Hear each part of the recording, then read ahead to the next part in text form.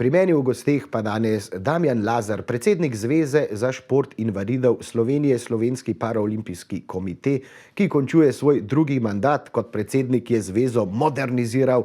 V času njegovega delovanja so našli številne kvalitetne partnerje, osvojili 2 kolajni na paraolimpijskih igrah, začeli s programom Postani športnik, predvsem pa so se izkazali kot izvrstni organizatorji mednarodnih dogodkov. Prav zdaj poteka evropsko in svetovno prvenstvo v namiznem tenisu od četrtka 3.6. do sobote 5.6. Kot prvo v zgodovini gostimo kvalifikacije za paraolimpijski turnir v namiznem tenisu, kot že rečeno v Laškem. Zbranih je pa 226 športnikov iz 51 držav. Če pa to vse drži, če smo kakšno številko zamuštrali, bo pa gospod Lazar povedal sam. Lepo pozdravljeni v naši družbi in v studiu. Lepo pozdravljeni. Ja, te številke držijo. Sicer upamo, da bodo vsi uspeli tudi priti v teh težkih razmerah. Mi smo se maksimalno potrudili, da bi v bistvu jim zagotovili vse potrebno, da bodo imeli na poti čim manj težav. Kljub vsemu je bil to kar precej velik zalogaj, ampak upam, da nam bo na koncu uspelo. Tako, jaz sem prepričan, da vam bo uspelo, saj tako kažejo že prejšnji uspehi. Zdaj, do olimpijskih iger v Tokiu in paraolimpijskih iger je še manj kot 100 dni, dobrih 80 dni. In kako potekajo priprave naših paraolimpijcev na tele olimpijske igre? Se morajo kakšni še kvalificirati? Je še čas za to? Ja, nekateri v bistvu so nekako, bi rekel, v svoji bazi priprav na sam nastop. Seveda nekaj naših športnikov se pa še bori za ta zelo laskav naslov, se pravi naslov paralimpica. Tako da naši plavalci še odhajajo v Berlin na, se pravi, mednarodno tekmovanje, kjer naš tim lovi, se pravi, še to možnost, da bi bil potnik na paraolimpijske igre. Naši kolesarji odhajajo še v Lizbono. Tako da upajmo, da bojo v bistvu zadostili tem zahtevam, da bojo pač naši športniki imeli še 2 športnika, mislim, naša zveza še 2 športnika več. Seveda mi to maksimalno podpiramo, v sistem so vključeni že v bistvu vsi strokovni sodelavci. Seveda zagotovili smo pa tudi finančna sredstva, da se te naši športniki lahko na tem nivoju tudi v bistvu vključujejo in so nekako nekomerno borijo za te stopnice v Tokio. In s kakšnimi izzivi se pa srečuje takole Paraolimpijska zveza Slovenije pred olimpijskimi igrami? Nedvomno je veliko priprav, veliko logističnih izzivov. Ja, prav posebnost zdaj v tem času covida je naša Jana Čander pa naš vodja odprave dr. Borut Štrumbelj polno vpeta v ta proces približevanja, se pravi Tokiu. Dejstvo je, da so japonski kolegi to vzeli zelo resno. Potrebno je dnevno izpolnjevati pa nekako biti v kontaktu z organizatorji. Zadeva je zelo, zelo zahtevna in nekako potrebuje polno zavest, bi rekel, tega človeka, ki je vpet v ta sistem komunikacije z Japonci, tako da smo Jano kot našo strokovno sodelavko v tem trenutku razbremenili drugih obveznosti in se, bi rekel, 100% ukvarja samo s tem projektom, da bo vse šlo tako, kot je potrebno. Koliko nas pa gre v Tokio, koliko potnikov imamo, koliko paraolimpijcev in pa tudi seveda podporne ekipe? V paraolimpijskih igrah v bistvu obstaja nek sistem, se pravi, gre za to, koliko športnikov je pač potnikov in potem v tem razmerju se določi tudi, se pravi, spremljevalno osebje. V tem trenutku računamo med 6 in 8 športnikov, da bo se udeležilo, se pravi, paraolimpijskih iger. Upajmo, da 8. Seveda v tem razmerju grejo pa potem tudi, se pravi, ta spremljevalno osebje, od zdravnikov, fizioterapevtov, trenerjev, pomočnikov. Vse to potem nekako se preračunava skozi neke tabele. Seveda pri nas je pomembno tudi to, ali za kakšno invalidnost gre, ker, ne vem, slep parašportnik potrebuje potem še spremljevalca, gajda in tako naprej. V bistvu ta vsa neka razmerja daje potem številčnost ekipe, ki je potrebna, da je nekako vpeta v ta sistem. Ni pa možno v bistvu v nekem smislu dodajati ali odvzemati, bi rekel, spremljevalno osebe. Je to določeno in fiksno. A se že ve, kdo bo nosil našo zastavo?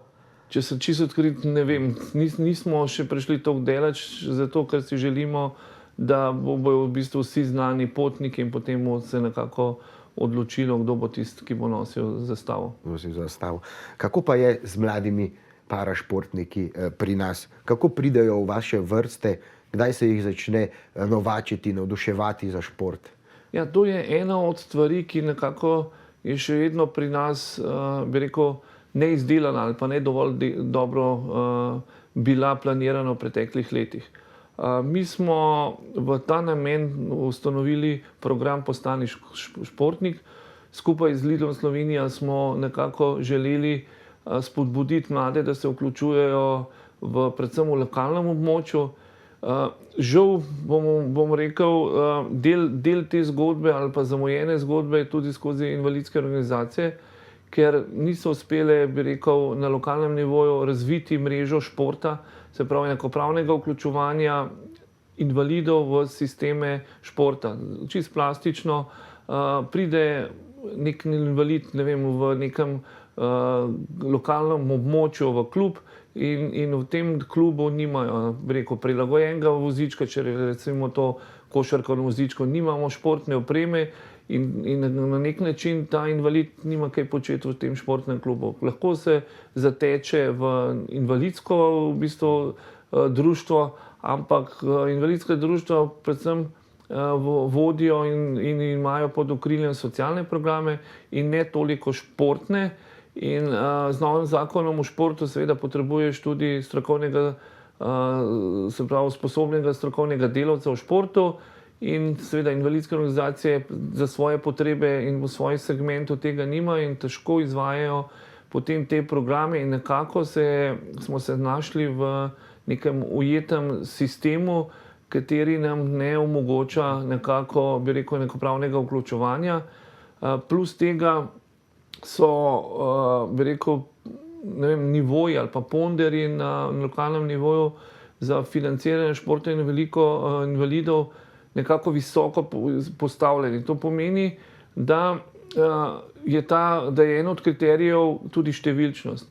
Ampak mi se moramo zavedati, da invalidov, hvala Bogu ali kakorkoli bi temu lahko naslovili, je številčnost v bistvu tukaj problem, ne? Ker mi ne moremo v bistvu zagotoviti v nekem lokalnem območju 100 mladih invalidov in jih nekako usmeriti v en šport. Zadeva je zelo razprašena, če pa v praksi pogledamo, je pa res, da je potrebno z nekom, ki je morda na vozičku ali pa potrebuje neko, se pravi, vodenje, da je to delo 1 na 1. In ne gre tukaj za splošno skupino, tako kot gre morda pri neinvalidih. Ja, na nek način, ja, kot ste rekli, še dobro. Ja, drugače si pa tudi jaz predstavljam, kako bomo pa imeli zdaj košarkaško ekipo, naprimer, ne, če ni toliko ljudi na vozičkih, da bi se sestavilo, pa še približno enako morajo biti stari in tako naprej. Midva bova na hitro odpravila se v oglase, po oglasih pa seveda nadaljujemo zanimiv pogovor o parašportu, o paraolimpijskih igrah in pa tudi, kaj se dogaja te dni v Laškem, kaj se pripravlja. Tako da ostanite z nami, zanimivo bo. Dobrodošli nazaj v našo družbo. Do olimpijskih iger v Tokiu je še manj kot 100 dni, do paraolimpijskih iger in v moji družbi Damjan Lazar, predsednik Zveze za šport invalidov Slovenije in tudi član paraolimpijskega komiteja slovenskega.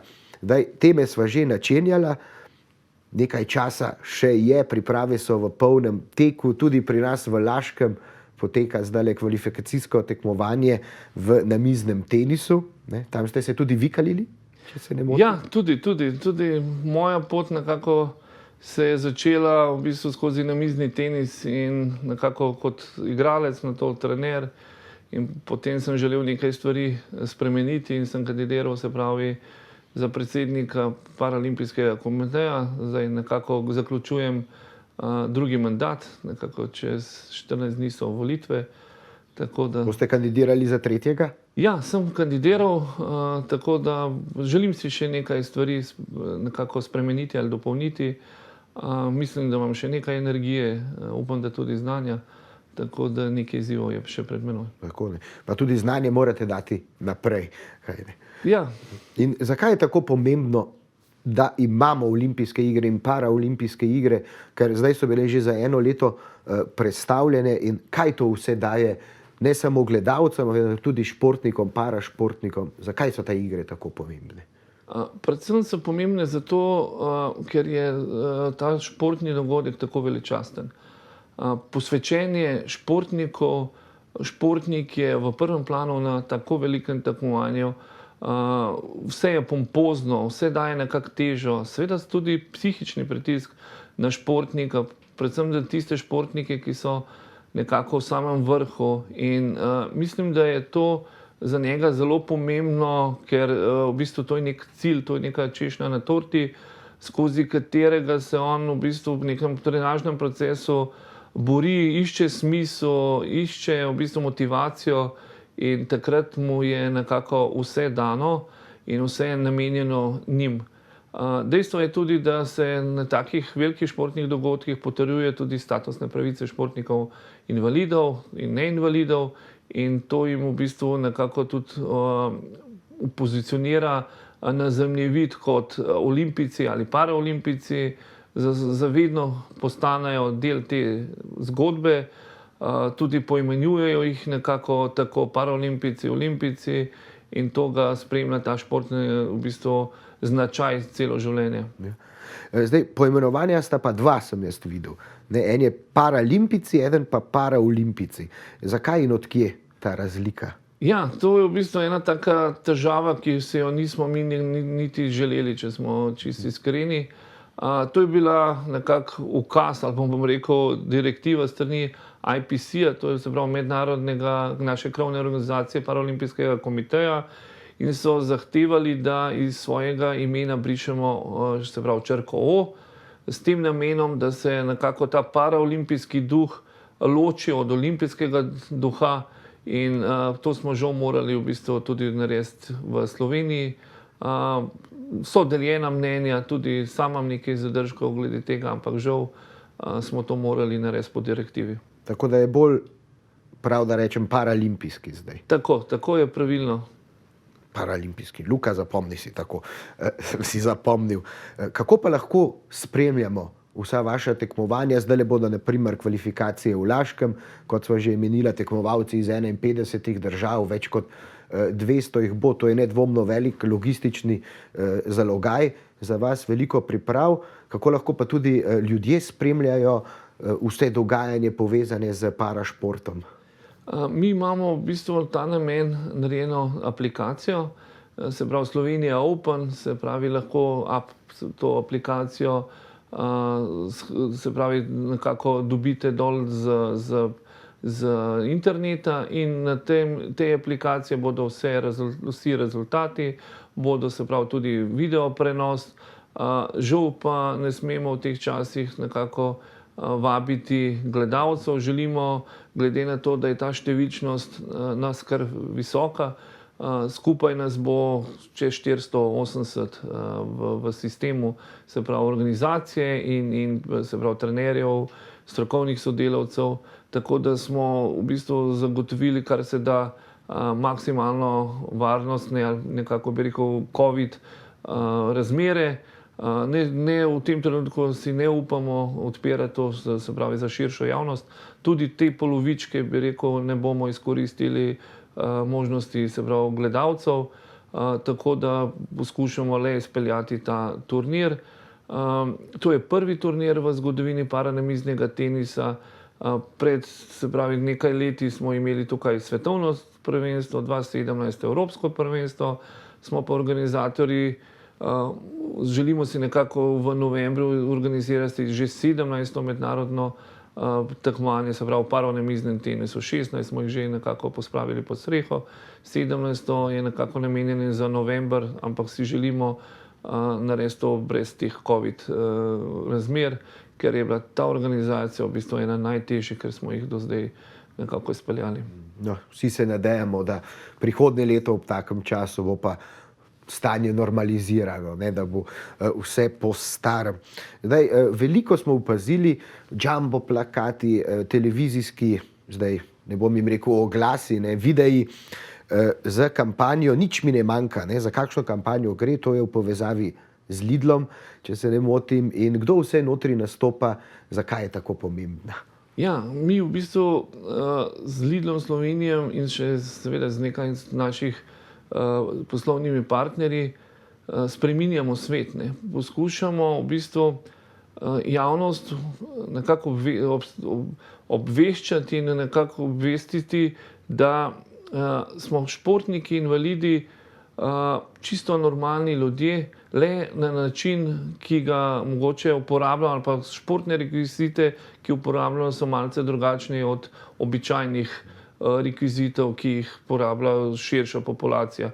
In nič nam ne manjka, je bila to nekako Lidlova ideja, da mi ne želimo biti pomilovani ali pa ne potrebujemo neke posebne obravnave ali pa miloščine. Mi potrebujemo samo enakopravno vključenost, možnost in bomo mi v bistvu v nekem smislu že sami naredili tiste korake pa v tisti smeri, ki nas zadovoljuje tako ali drugače. Ali bo to, ne vem, v športu to rekreativno nivo vadbe, ali bo to vrhunski del, v bistvu, in ne želimo nekega pomilovanja v smislu, ti tega ne moreš, ti tega nisi sposoben, zato za tebe ni dosti dobro, ali pa dosegel si 16. mesto, no, sej dobro, sej si invalid, 16. je pa le v redu.